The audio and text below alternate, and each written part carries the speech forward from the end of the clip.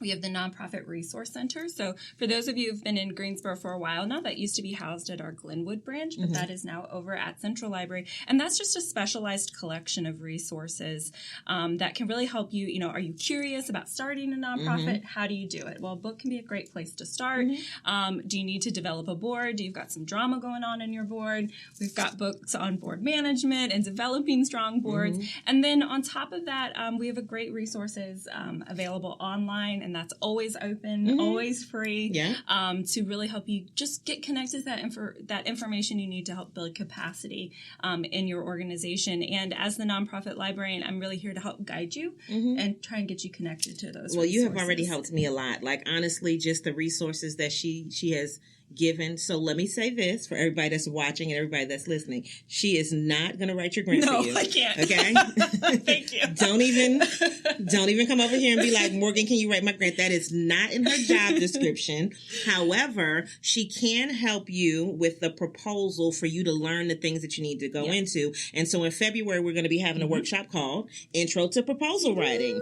And that will help you to get the skill set that you need to see what needs to go in there. And then how to utilize the systems that you just talked about. So we have plenty of great things coming up for 2020. I mean, what more can I say? All right. So in addition to that, for everybody who's like, well, look, I'm not in a nonprofit and I'm not necessarily interested in, fully starting a business yet. This is not your side of the library, but the library. Now, Central Public Library has all kinds of brand new resources for people who you might say, I want to do a hobby, but you might want to start a business. So tell them about these brand new resources that I know y'all don't know about. So, as you may or may not be aware of the term makerspace. It's kind of a buzzwordy term, and they're growing in popularity. But essentially, a makerspace is where we bring together tools that really promote exploration and creativity and reuse, and you make them as available as you can be. So, several of our branches actually have started kind of mini makerspaces. So what that entails is several branches of the Greensboro Public Library have 3D printers now. So Central Library certainly has them, but our Hemphill branch and our Glen McNary branch also have 3D printers. But at Central Library, we've got 5 sewing machines.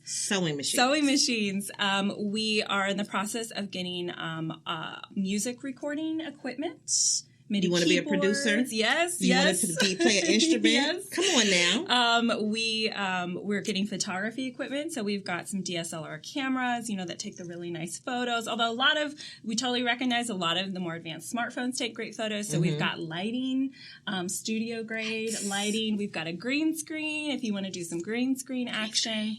So it's very exciting. I'm saying it like I'm hyping you up in the background. Hype video. Let's do it. Yes. So we're and we got most of this equipment over the past year, and so we're developing, programs around it and figuring out the best ways to make it as accessible as we can. So some of our most popular programs right now, we have an intro and an intermediate sewing class. We offer that once a month at Central Library. We also have an intro and intermediate 3D printing class. I need to come to that. I want to print some stuff. Like all vacation long. I've been on Pinterest. And I've been coming up with these concepts, and I'm amazing. It's so many things that you could 3D print. I mean, it's so awesome, these classes. I love watching them happen and I think this is the great thing about makerspaces, just in community spaces like libraries in general. Young and old getting in a room together, and you would think people of all different walks of life, shapes, sizes, they get in a room together, and the creative juices just start flowing, and the little ones over here like, oh, you should try this, and the older ones over there like, let's do this, and they come up with these incredible. It's no barrier. I think the biggest thing that to me has always been about learning is that, especially if somebody's teaching, I do think there is a difference in reading because you have to know how to read, right? But if you can listen, you can absorb so much. And then I think that a lot of people, and especially adult learners, learn from doing, a lot more. And so I think that when you start to think about the and capacity is definitely my word. You said it already. But when you think about the capacity building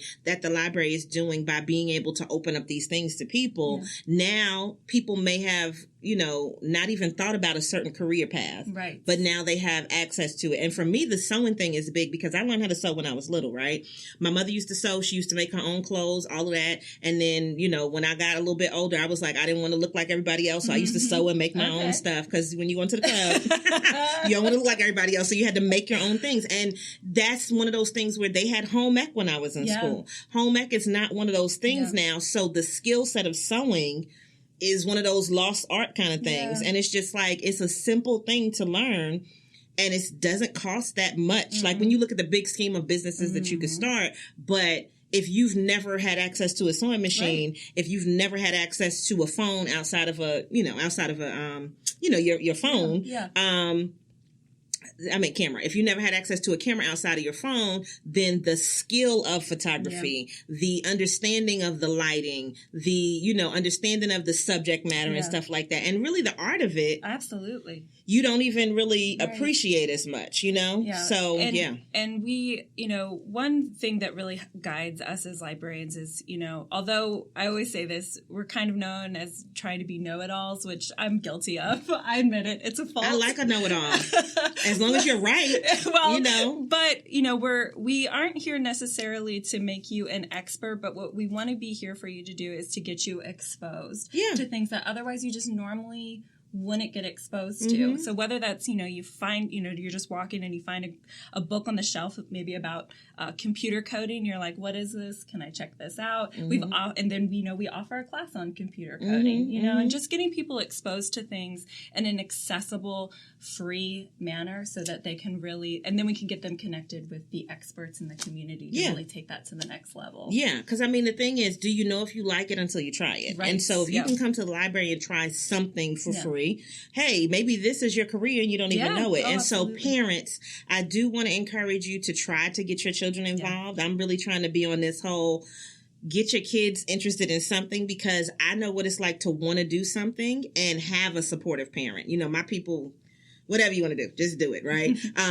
But you have some parents who they have a problem getting their kids to do something. So if you can find something that they like now, especially at an earlier age, then maybe that could be the career. Did you just see like the little boy who's making $22.6 million on YouTube? Yes, my gosh. Can I adopt him? Yes. Because I don't even want anybody's little kids, but I will take a piece of that $22.6 million. But no, I think the thing is, it's self-sufficiency to me. Sure. And so teaching that skill set, you saying exposed to me means we could get to at least some level of proficiency. Yes. Yeah. And then if we find that we want to take it higher, then you can probably connect with somebody else who can take it higher. Doesn't mean that that's going to be free too, but it does mean at least this way you sparked an interest and now somebody can do it. So sewing, 3D printing, photography. What else did you say? So in the past, we don't offer this one regular, but we've done computer coding.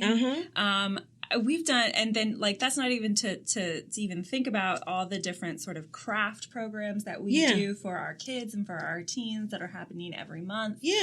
So there's so much happening. And that's not even talking about the speakers that you have. Oh my gosh, no. Because y'all have a whole speaker series. And then what about the book? How it's like a book of the year kind of thing? One City, One Book. One City, One Book. So we just finished up One City, One Book.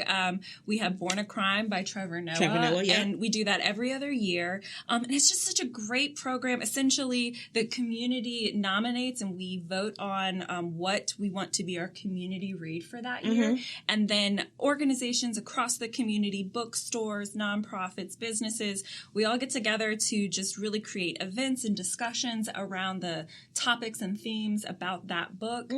So with Trevor Noah, there were so many great speakers and presenters coming out, talking about everything. We had a program on South African wines. Ooh. Yeah, that was held at a wine bar. I didn't even know anything about that. I know, who knew, right? I don't even drink though. But it sounds fancy. Fancy. But then also, talking about, we had speakers come in talking about South Africa and apartheid and, the connections with the Truth and Reconciliation Commission. They had the, Truth and Reconciliation Commission with apartheid. We had one here in Greensboro. So it's just a phenomenal way to bring people together in the community. So we just finished that up, so it'll be happening year after after next. Okay.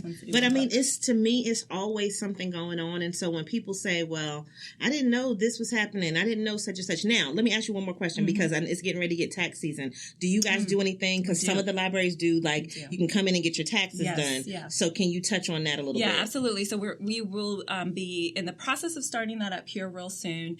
So we work with several different organizations, the IRS, the AARP, and a few others to provide free tax assistance at the library. Yeah. So most of the branches, not every year, just kind of depends on how many volunteer tax preparers there are each year, and that will change from year to year.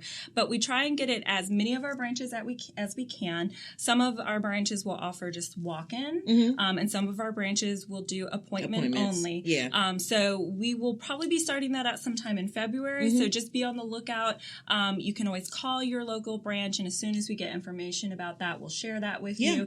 That information will also get posted online and flyers around. So be on the lookout for that. Yeah. And I would say, one other thing is to definitely follow you guys on social media because whoever's doing your social media stuff is always putting out some funny stuff to me. Like it's a cutesy, fun, Instagram especially, interactive Instagram. And I like it. You know what I'm saying? So for me, it's one of those things where I think that you could be dry and be like, read this book. You know what I mean? But like whoever's doing it is real funny and they talk about the movies and pop culture and all of that, and so it makes it like, oh, okay, this is a hip little place to be. The library, right? Library is hip. No, but I'm telling you, I used to being in New York, I used to love to go to the library when I was little. You know what I'm saying? I promise you, like I love to go to the library. Plus, it was like a little hangout, like back in the day, because when you like in elementary school, where you gonna hang out with people? I mean, your parents will let you go to the mall, but the library was like, a little. You can meet a little cute boy at the library. I don't know if that's still the thing. I'm sure it still happens. But I mean, it's like, go there and be smart. And you'd be like, hey, cute boy, in the meantime. But no, I mean, you could, what if that's your romantic thing and you find the love of your life at the library? You never know. And then you could get Match.com over there. That could be amazing. Well, we've had people married in the library before. Really? I've been asked, it was one of the most surreal experiences. We had somebody come in and say, could you be a witness for our wedding? What? And because apparently it was raining outside. They were going to have it outside, but the weather changed, and so we just moved them inside. And so a few of us got to be witnesses at their wedding, sign their little documents. So you can get married at the library too, folks. No, but y'all have that really nice staircase, so I could see that being a great thing. And what if you're like an avid reader and you can have the books and the stuff in the background? Oh, that could be really fun. Yes. Oh, okay. All right. Who knew? All of this was at the library. I don't know. I didn't know all of this was happening, but that is amazing. Yes. Okay, so now you guys know what's happening at the library. Morgan, how can they reach you if they said, I want some more of this good information that you're giving me, and I'm interested in knowing about one of the million things we talked about today, because I think that it's important, like, once we spark that thing. And then, of course, if you are watching, then we'll put the content underneath there. You can always go to the Chisa Penix Brown page or the Lady Business page. And you can find out about the events that we're doing there, Real Glow Getters. And you can go to the Greensboro Public Library page because they're going to have all of their events. Yes. We are only going to put the things that we're actually involved in actively. And then we also do share some of the events, especially if they're related to business. Like we share those business things. So like Morgan is really excellent about sending out. She's already sent it out. I got it the other day. I was like, come on, Morgan.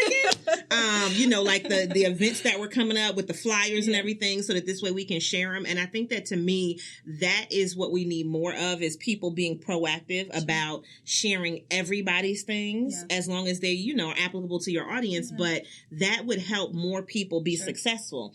And I love the fact that you're like, hey, we got all of these events going on, pick whatever you want, share these things, let people know about them. And for me, most of the things that you send me are applicable to people that are in business, people that are wanting to start business, women in general, and nonprofits. So I love that. But where can they find you? Yep, absolutely. So you can reach me. I'll give Chisa all my details. But I don't even know her. I love her so so much.